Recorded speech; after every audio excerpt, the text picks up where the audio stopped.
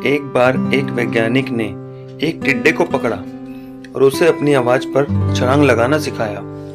वैज्ञानिक टिड्डे से कहता, कूदो। टिड्डा उसकी आवाज सुनते ही जोर से छलांग लगा देता।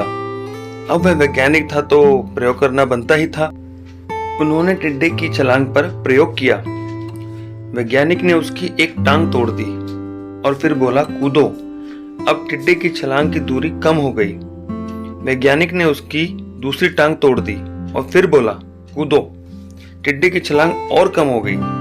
अब तोड़ी गई उसकी तीसरी टांग। फिर छलांग की दूरी और कम हो गई। एक एक करके बेचारे टिड्डे की सारी टांगें तोड़ दी गई। अब आखिरी टांग टूटने पर जब उससे कहा गया, कूदो, तो वह हिल भी नहीं पाया। अब वैज्ञानिक ने अपना निष्कर्ष अपनी डायरी में लिखा।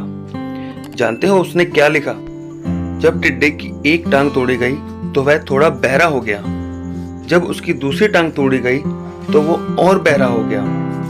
हर टांग टूटने के साथ वो और बहरा होता गया और सारी टांग टूटने के बाद वह बिल्कुल बहरा हो गया। अब जोर जोर से चिल्लाने का भी उस पर कोई असर नहीं हुआ।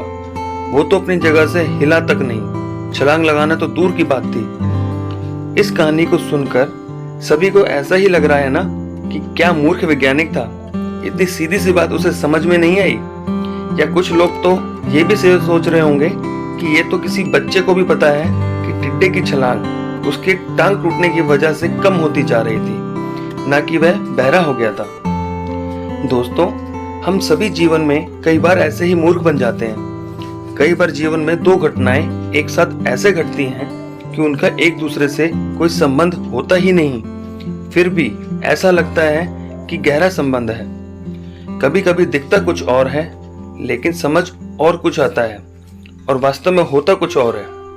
इसलिए अगर पछताना नहीं है तो जीवन में जल्दबाजी में कोई निर्णय ना लें।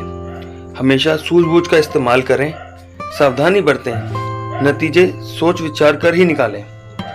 तो दोस्तों, मैं आशा करता हूँ मेरी ये मोटिवेशनल कहानी आप लोगों को बहुत पसंद आई होगी। तो प्लीज़ मेरी इस वीडियो को ज़्यादा से ज़्यादा लाइक, शेयर और सब्सक्राइब करना। धन्यवाद।